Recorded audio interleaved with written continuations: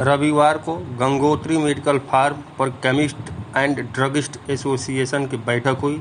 इस बैठक में केमिस्ट एंड ड्रगिस्ट एसोसिएशन के जिलाध्यक्ष नागमणि मिश्रा व अन्य पदाधिकारियों की देखरेख में 1200 केमिस्ट एंड ड्रगिस्ट संगठन के पदाधिकारियों को चुना गया, जिसमें सर्वसम्मति से मेडिकल संचालकों ने गंगोत्री मेडिकल फार्म के संचालक शिवशंकर गुप्ता को 1200 ब्लॉक का केमिस्ट एंड ड्रगिस्ट संगठन का अध्यक्ष चुना। अध्यक्ष चुने जाने के उपरांत शिवशंकर गुप्ता ने सभी मेडिकल संचालकों व वहां मौजूद जिला के पदाधिकारियों का आभार जताया।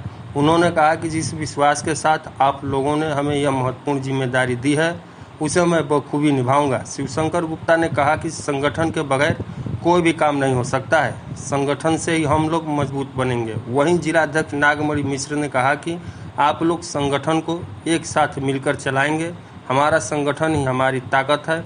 इस बैठक में अध्यक्ष के पद पर शिवशंकर गुप्ता, उपाध्यक्ष पद पर जन्नत हुसैन, महामंत्री पद के लिए मनीष रजा, राम बाबू उर्फ दिग्विजय सिंह कोषाध्यक्ष व संयुक्त मंत्री जमाल अहमद को चुना गया। Bureau Jharokha news Ghazipur. नवनिर्वाचित सभी पदाधिकारियों का धन्यवाद देता हूँ और आशा करता हूँ कि ये लोग मिलजुल करके संस्था का मान सम्मान बढ़ाएंगे, जिसके साथ साथ गाजीपुर के क्षेत्र का भी मान सम्मान बढ़े। आज अभी अध्यक्ष जी ने कहा कि कुछ लोग बिना बिल के लिखवाते। अध्यक्ष जी से मैं कहूँगा कि कहीं ना कहीं आप में भी कमी है। ठीक है, आप संगठित नहीं था, संगठित हो गए, आपके पास इतने बड़े जनमानस का आपको सपोर्ट मिल रहा है, लेकिन कोई भी व्यक्ति लिखवाता हो 25% दे रहा हो, कोई वो नहीं है। लेकिन बिना बिल का कहीं आप माल न ले। कोई दवा बिना बिल का मत खरीदिए, भले 2 रुपया महंगा ही सही।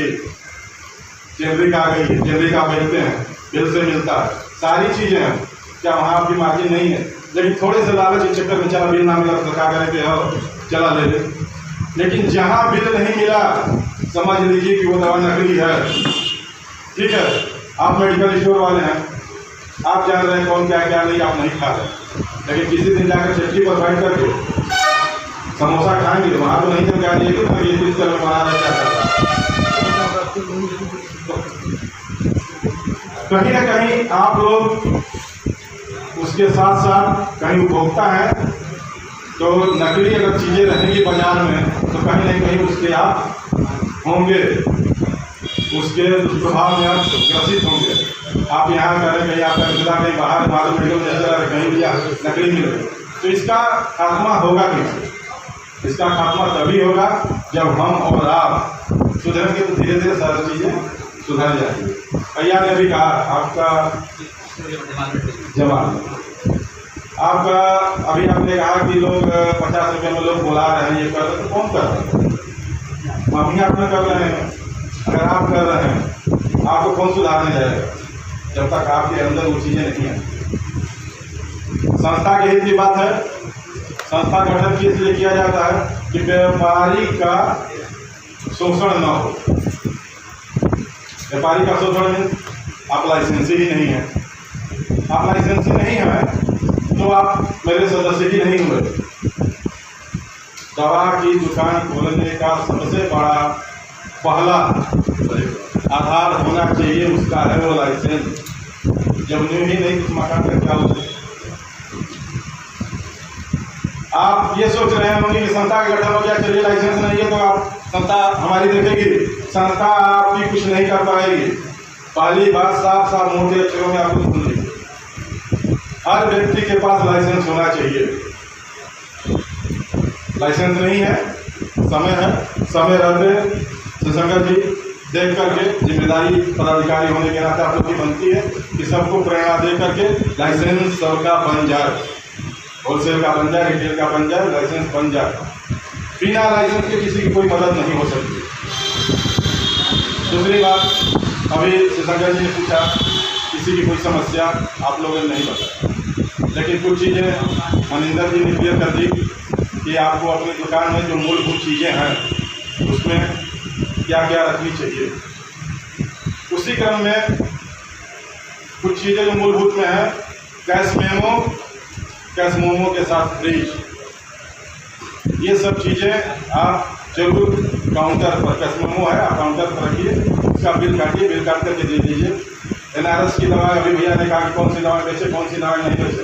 जब आपको लाइसेंस मिला है, सारी दवा बेचने के लिए आपको लाइसेंस मिला है, सारी दवा बेचने के आप अधिकारी हैं, आपके पास लाइसेंस है, बिल से मान लीजिए, NRS से चाहे कोई भी हो, डॉक्टर जो बैठा है वो पर्चा लिख रहा है, उस पर्चे की आप फोटो स्टेट कराइए, कैश मेमो काटिए, उसको आप दवा दीजिए, कोई दिक्कत नहीं है, कहीं कोई दिक्कत नहीं। लेकिन आदमी करना नहीं चाहता। आप सुबह आते हैं, दुकान खोलते हैं, झाड़ू लगाते हैं, झाड़ू लगाने के बाद पूजा करते हैं ना सभी लोग, कितना टाइम लगता है? तो अगर किसी दिन अगर छोड़ दिया जाएगा तो सब उसी तरह चलो भाई चल रहा, क्या होगा, कोई दिक्कत नहीं। लेकिन अभी अगर आपके घर में टीवी अगर तो सोचते रहेंगे कि कहाँ फ्रिज बाहो देखा जाओ तो मिले तो टीवी लगे, तो कहीं ना कहीं आप गलत कर रहे हैं। तो सुधारना हम सभी को। छूट की बात जहाँ तक आपने कही, कंपटीशन का ज़माना है, ऑनलाइन का ज़माना है, बहुत आप आए दिन अखबार में, फेसबुक पर सारे पढ़ते होंगे कि ऑनलाइन की दवा नकली, ये दवाएँ नकली। आपको मैं बता दूं, जो कंपनियां जो परसेंटेज ऑफ प्रॉफिट आपकी है, जो स्टॉकिस्ट की है, सबकी नीयत है। रिलायंस जैसी कंपनी, टाटा जैसी कंपनी ऑनलाइन में आपकी आ गई। आज उनका आने का सिर्फ और सिर्फ और ये डिस्काउंट देने का सिर्फ और सिर्फ मतलब यही है कि 20 रुपये में खरीद करके वो 15 रुपये में बेच दे रहे हैं, 20 रुपये खरीद करके उनको 16 रुपये में बेच दे रहे हैं। तो ये नहीं कि उनको 14 रुपये मिल रहा है और 16 रुपये में बेच रहे हैं, उनको 20 रुपये में ही मिल रहा है, 20 रुपये में आपको मिल रहा है। वो 5000 करोड़ रुपया बंद करने के रखी हैं कि हम अपना खुद देंगे। उस 5000 करोड़ रुपये के फूकने के चक्कर में आप लोग को खुद देंगे, फिर उसके बाद आएगा तो MRP पर देंगे। आज आपकी पूरे साल की केमिस्ट की सेल जो है 1.5 लाख करोड़ रुपये की है। ये 10 साल में बढ़ करके दुगुना हो जानी है। समाज है, परिवर्तनशील है, उसके साथ साथ अपने व्यापार को भी आपको परिवर्तनशील करना पड़ेगा। समय के अनुसार जो नहीं बदलेगा वो मर जाएगा। आप जियो उठा करके देख लीजिए, जियो आया उस समय तकरीबन मेरे अंदाज से 10-12 कंपनी टेलीकॉम सेक्टर में रही होंगी, लेकिन उसके बाद सभी की सभी खत्म हो गए। लेकिन जिसने उसके साथ लड़ा, अपने को जीवित रखा, आज वो कमा रहा है। जियो फ्री में आया, उसने क्या किया, अपने घर से नहीं दिया, सैलरी सारा चीज उसमें भी देता रहा, वो अपने पास से वो फंड लगा करके किया। आज वो कमा कर तो सारा चीज भर चुका हो रहा। जियो आप देखते होंगे तो प्रॉफिट में है, प्रॉफिट में है कैसे, तो बाकी लोग लगा आज वही 200 से चालू हुआ, 600 तक है। तो इसी तरह आप अपने व्यापार को समय के अनुसार परिवर्तन कीजिए, मेल की दुकानदारी कीजिए। डिस्काउंट का जो जमाना जो जेन्युइन है, जो हो रहा है, आप कंपटीशन में हैं, कंपटीशन में कदम थोड़ा बहुत करके अनाउंसमेंट के साथ या वोट टाइम कर ये सब चीज करने की जरूरत नहीं है। ऑनलाइन आ रहा है, सब चीज आ रहा है, तो आप उसको भी प्रचार कीजिए। वह नकली दवा है, नकली दवा लेना तो ले लीजिए। ये सब कंडीशन के अनुसार आप अपना व्यापार करेंगे तो आपका व्यापार बढ़ेगा। दूसरी चीज है, फ्रिज जो आप अपनी दुकान में रखते हो हमेशा चालू हालत में हो, क्योंकि टेम्परेचर किसी जिस भी दवा का होता है वो मेंटेन करना जरूरी है। उसके साथ साथ आप लोग के अंदर सभी बैठे हैं, सबसे बड़ा सवाल यही होगा कि ड्रग इंस्पेक्टर के द्वारा जो चेकिंग की जा रही है, उसमें आज के समय में जो भी मुद्दाबाद होगा, चाहे जहाँ भी होगा, ये सब भय का माहौल जो पैदा हुआ है, इसमें कहीं ना कहीं पत्रकारिता का भी बहुत बड़ा रोल है। अभी नंदगंज में कुछ दिनों पहले चेकिंग हुई थी, रूटीन चेकिंग थी। उसमें एक अखबार में, दैनिक जागरण जैसे प्रतिष्ठित अखबार में निकला था कि छापा, वही एक अमर उजाला पत्रकार में निकले कि चेकिंग हुई, जिसमें इन दुकानों की चेकिंग नहीं कर, एक नॉर्मल चेकिंग जो कि रूटीन चेकिंग, उसको बढ़ा चढ़ा करके पेश किया गया।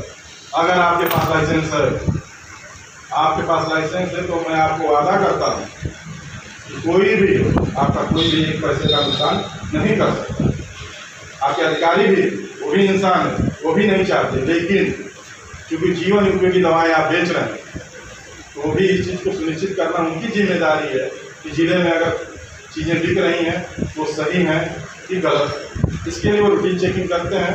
कहीं किसी पर कोई एक्स्ट्रा कोई दबाव नहीं, कहीं किसी की बरगलाने की आप बरगलाने में मत जाइए, ना कहीं किसी का रिश्वत, ना कहीं किसी को कुछ, कहीं किसी को देने की जरूरत नहीं है। और आपके अधिकारी श्री ब्रजेश मौर्य जी बहुत सुलझे हुए और सज्जन इंसान, बहुत से लाइसेंस हम दुकान पर गए, बहुत से दुकानों पर गए और वहाँ पर लाइसेंस नहीं था, लेकिन उन्होंने कहा भाई लाइसेंस बनवा दो, कुछ नहीं किया उन्होंने।